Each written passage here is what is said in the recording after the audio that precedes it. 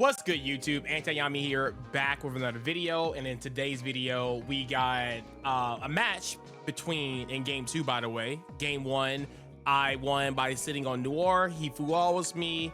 I sat on the 6-mat Noir, drew 2 cards, had hand traps, and that was enough. So then, yeah, I know he's on Rika. So in game number 2, I go second, and I want to showcase off this board this match because it's very interesting. It shows you how I sequence and how I prioritize certain effects to get what I want at the end of the day. So I am on EDO Pro. I know a lot of people are not happy about that, but I'm not a big dueling book fan because it's 1, laggy, 2, people on there are very toxic. Like, I remember the last time I was on there, somebody was gonna like hang themselves for some reason if they lost this match. They started off, I said good luck, and then they said that, and they were playing Lunar Lights, and I was like, what is going on? So I didn't want to deal with that. People don't understand the rulings. They take forever. There's no judges and stuff like that. So I just like the faster gameplay of EDO Pro. So yeah, I won't ever really use a replay if the other player is not very good. I know 90% of the players on here are kind of questionable, but the 10% on here, when you find like a really good player, it's very fun, right? So yes, yeah, I'm going against Rika, which is not something that's standard in today's format, but he was on Rika. Obviously, you have to love the deck to play it. So, and yes, I am playing Purrely, and I kind of figured that Retaliating Sea was very good versus the spell cards in his deck. As you could tell, I actually didn't side in Retaliating Sea for 1-for-1 or an Unexpected Die. It was the other spell that they searched during their combo. I was thinking about that, so I was like, let's Retaliating Sea on that. So yes.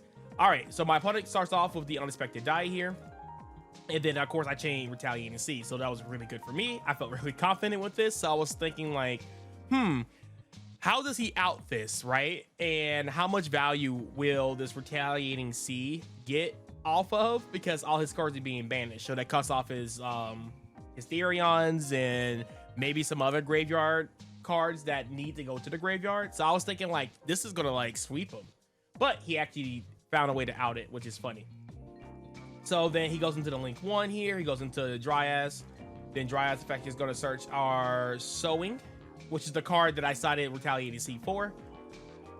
And he activates Sowing and then summons out the twin, or the Sunseed twin. Then after that, he's going to go ahead and gain 1,000 and then summon out our Thrasher, which is already different from the healer that they typically summon here. So I was like, okay, he probably has a way to out my Retaliating Sea when I saw that. So I'm like, okay, let's see what happens, right? So then he goes into the Jasmine here. Jasmine's going to tribute the twins and brings out the Mudon, which is going to set up the fill spell. And I was like, oh, okay, so he's going to tribute my monster. That's what's going to happen. So then, of course, he goes into the fill spell, and then he summons or activates the fill spell, and then goes into the Snowdrop here, tributing my monster, and Snowdrop is going to summon out 2 from the hand. Then I'm going to trigger my Retaliating Sea, because if you guys don't know, I think Contact Sea is also very strong into this matchup as well. So I decided to play both, and it feels like a Magma Mood situation where you can activate Mag, and then the hand trap will give you a +1.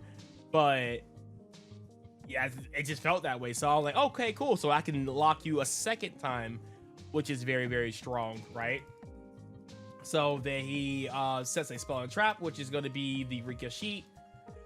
Then he's going to turn all his monsters to level 8 and then overlay into the Rika Queen, which is very smart, because when I activate my Contact Sea, he's just going to tribute it. And then now he's just going to continue his plays. So then now he just go into the Link 3 here, and then Link 3 is going to bring back the Sunseed, and then now goes into the Link 4 here. So basically, looking at his like inboard here, he has the Rika Sheets that could tribute to take one of my monsters. He also has another tribute in the Rika Queen, and then he also has a bounce. So looking at these, and then I was like anticipating maybe 1 hand trap here, maybe, but I was looking at 3 interruptions, and then this is technically could be a weird 4th one because he contribute my monsters. So I have to also keep that in mind. And I'll give you guys a tip. If you ever go against Rika, thank God I'm playing Purrely, so I don't need to super commit onto the board to play around this. But the way Ricochet works with the fill spell is that if you control 2 monsters, then they contribute 1 for cost and then take the other one. But if I only maintain 1 monster the entire time, then he has to tribute his monsters to take my monster. So that's really funny too. And I will definitely say he uses this card in a very unique way that I didn't anticipate. So first, we're gonna go ahead and draw return, and then we're gonna activate Happy Memory in the draw phase just to play around Droll, just in case, because I was thinking like this deck doesn't really have like a ton of non-engine slots, so I'm thinking like he'll probably have heavy hitters like Droll, maybe like certain board breaker cards, maybe like Nib and stuff like that. So I wanted to play very safe, and of course if he has Ash here, then of course he would just Ash it or whatever. So but yeah, keeping these 3 interruptions in mind, this is why I was sequencing this. So I decided to go Happy. Happy is going to select his back row, and I'm going to discard a card.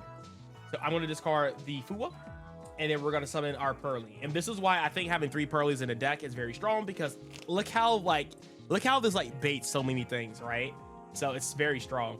So then we're going to go Purrely, and we hit. Because we had like what 12 13 hearts that we get hit.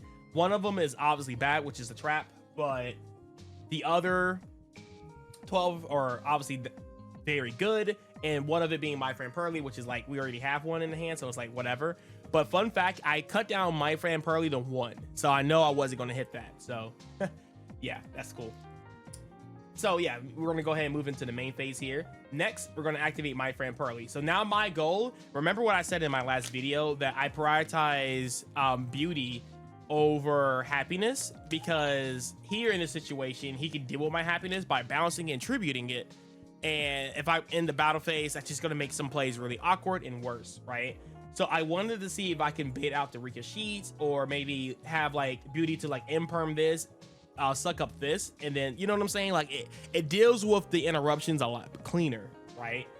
So that's what my goal is for this. So we're gonna go add a pretty, and then I'm gonna go ahead and start upgrading, right? So now he has to out this, because if he doesn't out it, then it gets a little crazy from here, right?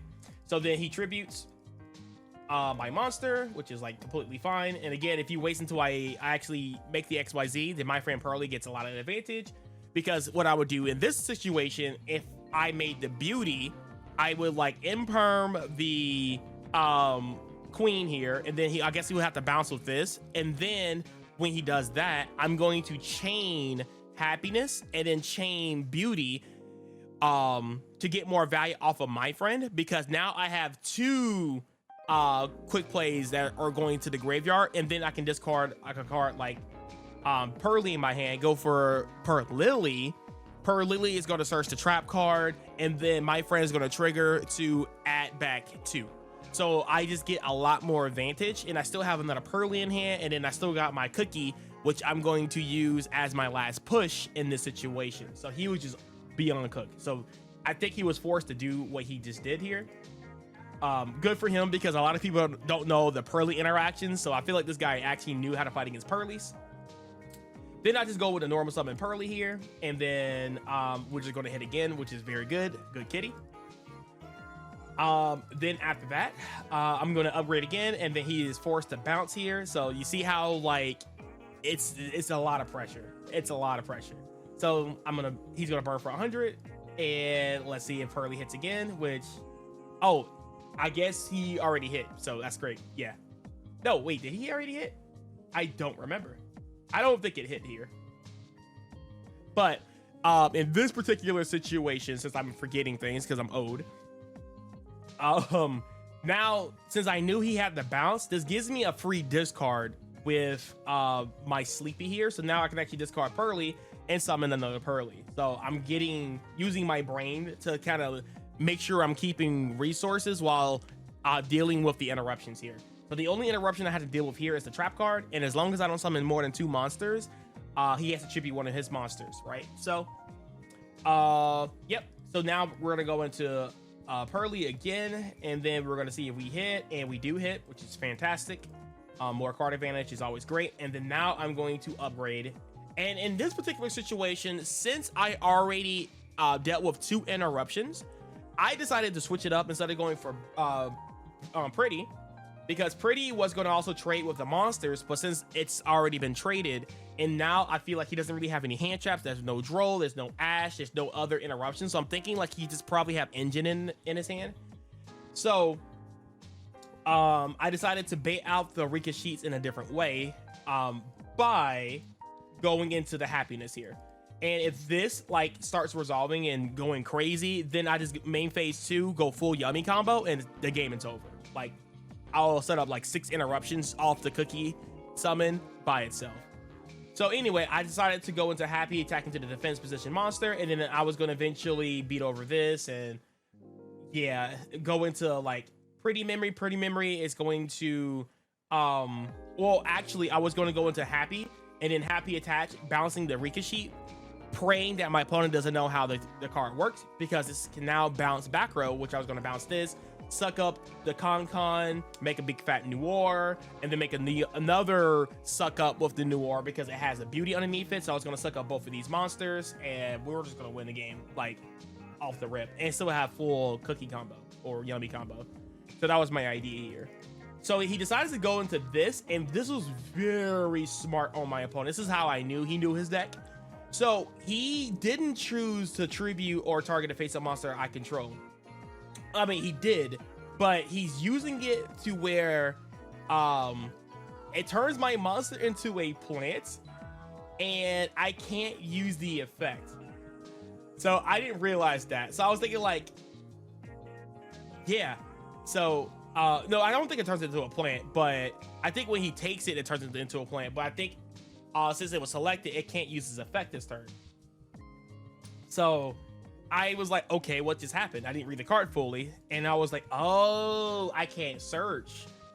Yeah, so that was very smart from our opponent. So now I'm going into main phase 2, and now all 3 of the interruptions I talked about are all going, and it was basically off of the Purrely cards, which is really, really strong.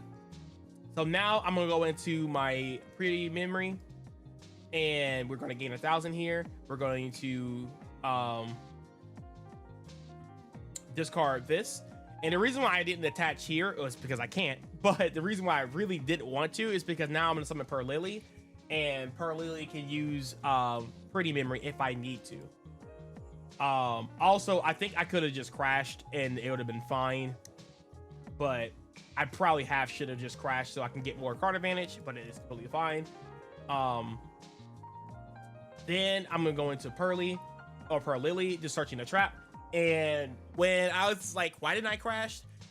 I could still technically make a baby Noir here, or a big Noir, but like a just one spin back Noir. So I can go Purrely, search trap, and then I can upgrade this on my opponent's turn to have another interruption.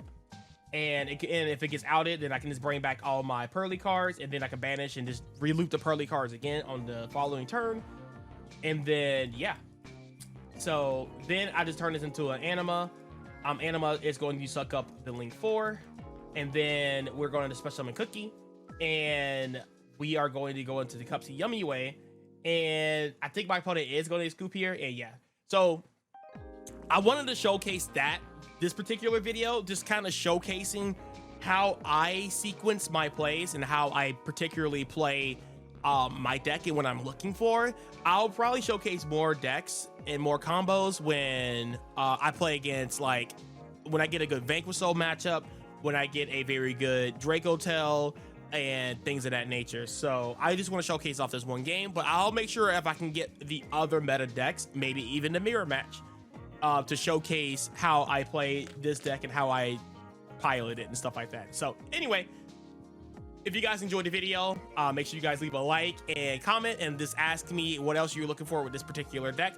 I still planning on doing other deck profiles, like, you know, Sky Strikers and things like that, but we'll work on that once I'm stop having fun with this deck. This deck is so fun, and it's a lot of things to explore with this deck. And yeah, and I even feel like I didn't play this particular like turn perfectly, which is like crazy because I obviously still got the win here, but that's not the point. The point is I feel like I could have maybe crashed with the happiness. I didn't even think about those lines until just now. So, but no, I still think searching the trap, upgrading this into a Noir, and then going full yummy combo was correct. So, but yeah. All right, guys, I'll catch you guys in the next video. Peace.